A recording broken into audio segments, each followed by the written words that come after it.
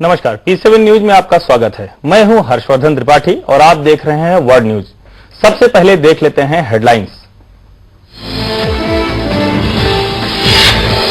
Libya की विद्रोही council को मिलेगी ट्रिपली की सत्ता, 42 साल बाद बदलेगा निजाम। कर्नल गद्दाफी के बेटों में मतभेद, एक आत्मसमर्पण को तैयार तो दूसरे ने फिर भरी हुंकार।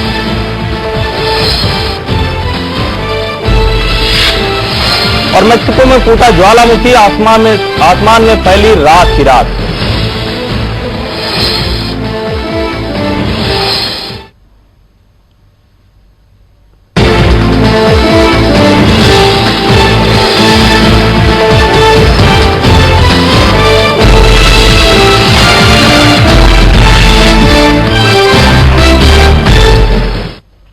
हेडलाइंस के बाद अब एक बार नजर डाल लेते हैं देश दुनिया की ताजा खबरों पर। सीरिया में असद विरोधी प्रदर्शनकारियों पर हमले जारी हैं। एक नए वीडियो में सीरिया के सुरक्षा बलों की क्रूरता सामने आई है। इस वीडियो में जवानों ने अचानक विरोध कर रहे लोगों पर गोलियां चला दी। गोलियां चलते ही लोग इधर उधर भागने लगे। ये वीडियो शम्स टेलीविजन पर दिखाया गया। दावा किया गया है कि ये तस्वीरें दारा प्रांत में एक गांव अल-हरा की है, जबकि एक दूसरे वीडियो में दमिश्क की कड़ी सुरक्षा को दिखाया गया है। समुद्री तूफान आयरीन तो चला गया, लेकिन अपने पीछे छोड़ गया बर्बादी का कई निशान। हालांकि अब खतरे के स्तर से ऊपर बह रही नदियों में पानी में गिरावट आ रही है। वर्मोंट में भी अब राहत और बचाव कार्य तेजी से कर दिया गया है। दरअसल वर्मोंट अब तक अमेरिका से पूरी तरह से कटा हुआ था। बाढ़ के चलते यहाँ खेती बर्बाद हो चुकी है और घर तबाह हो गए हैं। नेशनल गार्ड लोगों तक खाद्य सामग्री पहुँचा रहे हैं और पूर्वी इलाके में हेलीकॉप्टर से मदद ली जा रही है। टेक्सास की जंगलों की आग ओक्लाहोमा तक फैल गई है। आग की वजह से अब तक 2 दर्जन घर जलकर राख हो गए हैं। आग स्थानीय समय के मुताबिक मंगलवार दोपहर को लगी थी। आग इतनी भीषण थी कि इसकी चपेट में आकर हजारों एकड़ जंगल जलकर खाक हो गए। अग्निशमन दल ने जोर आजमाइश कर कुछ हद तक आग पर नियंत्रण करने की कोशिश की है। मैक्सिको में एक ज्वालामुखी फूट पड़ा। पोपोटेल नाम का यह ज्वालामुखी राजधानी मैक्सिको सिटी से 40 मील दूर दक्षिण में है। ज्वालामुखी से निकला लावा आकाश में फैल गया। ज्वालामुखी में रह रहकर 4 बार विस्फोट हुए। आपदा बचाव एजेंसी ने इलाके में अलर्ट जारी किया है और लोगों को ज्वालामुखी से कम 7 किलोमीटर की दूरी बनाए रखने की सलाह दी है। लीबिया में विद्रोहियों की मदद के लिए करीब 1 बिलियन लीबियाई दिनार भेजी गई हैं। ये पैसा जहाज के जरिए लीबिया भेजा गया है। पैसा लेकर गया जहाज विद्रोहियों के कब्जे वाले बेंगाजी एयरपोर्ट पर उतरा। ब्रिटेन की अपील पर संयुक्त राष्ट्र से मंजूरी मिलने के बाद विद्रोहियों की मदद के लिए ये राशि मुहैया कराई गई है। अमेरिकी विदेश मंत्रालय की साल 2010 में आतंकवाद रिपोर्ट में कहा गया है कि पाकिस्तानी अदालतें संदिग्ध आतंकवादियों के खिलाफ मुकदमे चलाने में लगभग नाकाबिल है। अपनी इस रिपोर्ट में अमेरिका ने कहा है कि जांच के बाद पता चला है कि कई ऐसे चर्चित आतंकवादी हमलों में जिनमें अमेरिकी लोग शिकार बने थे, वो सभी अभियुक्त पाकिस्तानी जुडिशियल सिस्टम की तरफ से बरी कर दिए गए। अमेरिका का दावा है कि पाकिस्तान में संदिग्ध आतंकवादियों से संबंधित 75% मामलों में अभियुक्त बरी हो जाते हैं। संदिग्ध आतंकवादियों को बिना किसी आरोप हिरासत में रखने के लिए श्रीलंका की सरकार नया कानून लेकर आई है। पिछले दिनों विवादित आपातकाल कानून हटा दिया गया था। ये कानून पहली बार साल 1971 में लागू किया गया था, जिसे LTTE के खिलाफ लड़ाई के वक्त दोबारा लागू कर दिया गया था। लेकिन अंतर्राष्ट्रीय दबाव में पिछले दिनों श्रीलंका की सरकार ने आपातकाल कानून को खत्म करने की घोषणा की थी। इसके बाद श्रीलंका की सरकार ये कानून लेकर आई है। इसी के साथ ही श्रीलंका आपातकाल कानून के तहत हिरासत में लिए गए 1000 से भी ज्यादा संदिग्धों को जल्द ही रिहा कर सकता है। अमेरिका के अटलांटा जू में जन्मे सुमात्रन शावकों को बुधवार को पहली बार मीडिया के सामने लाया गया। इन दोनों शावकों का जन्म जुलाई महीने में हुआ है। करीब 8 हफ्ते बाद इन्हें मीडिया के सामने लाया गया। वीकेंड में इन शावकों को देखने के लिए लोगों के सामने रखा गया। इन शावकों को सुमात्रन बाघ चेल्सिया ने जन्म दिया है। शावकों के जन्म से जू प्रशासन में भारी उत्साह है, क्योंकि अटलांटा जू में करीब 1 दशक बाद सुमात्रन शावकों का जन्म हुआ है। जापान के फुकुशिमा परमाणु हादसे से सबक लेते हुए ब्राजील ने अपने परमाणु रिएक्टरों में इमरजेंसी इवैक्यूएशन सिस्टम का निरीक्षण किया। ये पहली बार है जब ब्राजील ने अपने दोनों रिएक्टरों एंग्रा 1 और एंग्रा 2 का टेस्ट किया है। 2 साल में एक बार रिएक्टरों का जायजा लेने के लिए इस मॉक ड्रिल का आयोजन किया गया। 2 दिन तक चले इस ड्रिल में रिएक्टर के आसपास के इलाकों में रहने वाले लोगों के साथ रिएक्टर में काम करने वालों को भी सुरक्षित निकालना शामिल था। और अब बात लीबिया की। लीबिया की लड़ाई अब आधिकारिक तौर पर खत्म हो जाएगी। पेरिस में 60 देशों के प्रतिनिधियों के सामने विद्रोही परिषद लीबिया के भविष्य का खाका खींचने जा रही है। इस बीच अल्जीरिया ने गद्दाफी परिवार को लेकर सफाई पेश की है। लीबिया में भले ही छिटपुट लड़ाई चल रही हो, भले ही कर्नल गद्दाफी अभी तक पकड़ में नहीं आए हों, लेकिन लगता है दुनिया ने उनकी सत्ता का अंत मान लिया है। करीब 60 देशों के प्रतिनिधि पेरिस में हैं, जो लीबिया का भविष्य विद्रोही काउंसिल को सौंपने जा रहे हैं। दुनिया भर के नेताओं की मौजूदगी में बेंगाजी की विद्रोह परिषद एनटीसी अपनी योजनाएं दुनिया के सामने रख रही है। सम्मेलन की अध्यक्षता फ्रांस के राष्ट्रपति निकोलस सरकोजी और ब्रिटिश पीएम डेविड कैमरन कर रहे हैं, लेकिन सम्मेलन से ठीक पहले रूस ने एनटीसी को मान्यता दे दी है। इस बीच दुनिया भर की आलोचना झेल रहे अल्जीरिया के विदेश मंत्रालय ने सफाई दी है।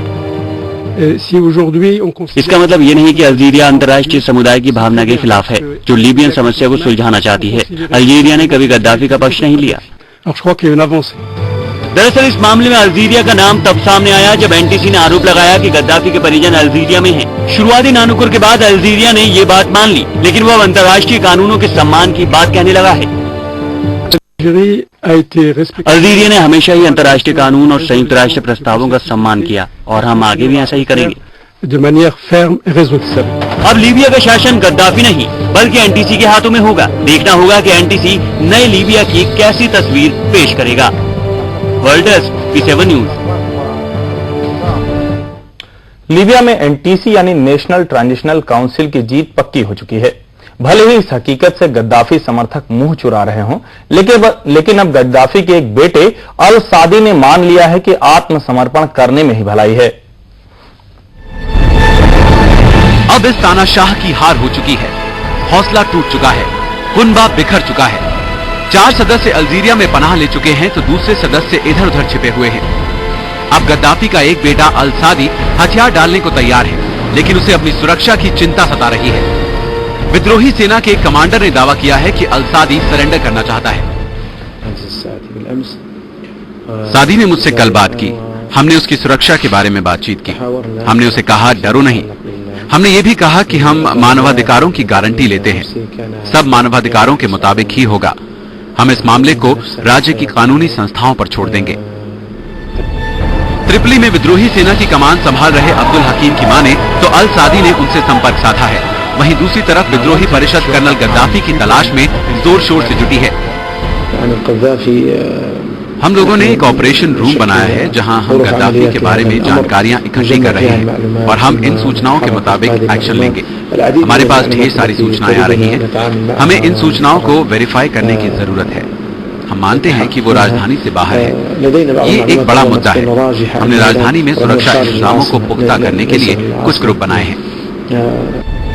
कर्नल गद्दाफी के इस बेटे अल सादी ने मंगलवार को विद्रोहियों से बातचीत की। कमांडर अब्दुल हकीम की माने तो वो बेहद डरा हुआ है और उसे अपनी मौत का डर सता रहा है।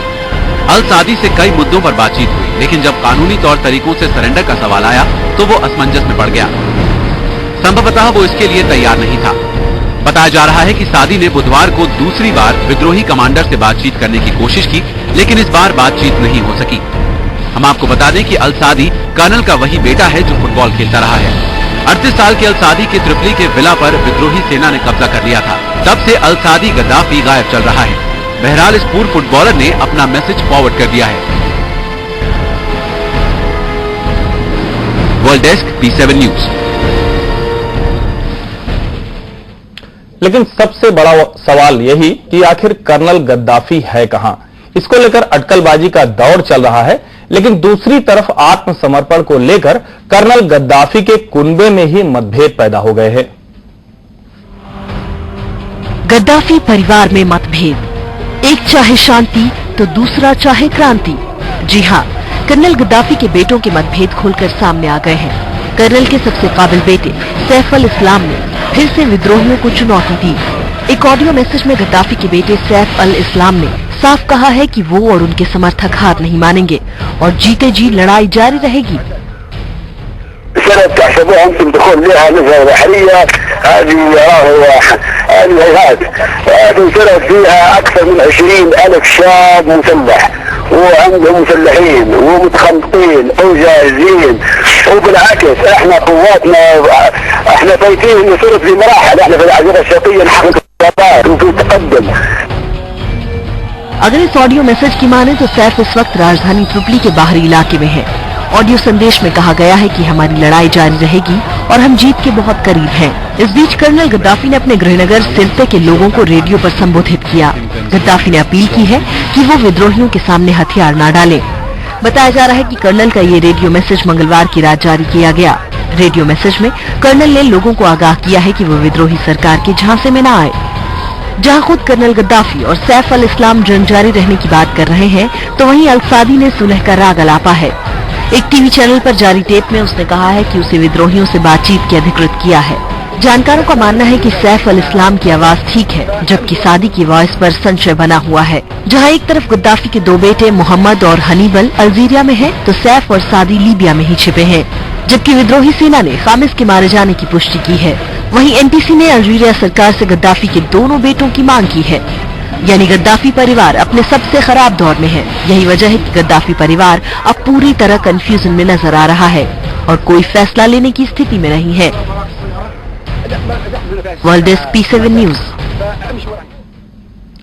लीबिया की उथल पुथल खत्म होने की उम्मीदें जताई जा रही हैं, लेकिन सोमालिया की कौन सी परेशानियां हैं जो खत्म होती फिलहाल नहीं दिख रही हैं, ये दिखाएंगे आपको इस छोटे से ब्रेक के बाद।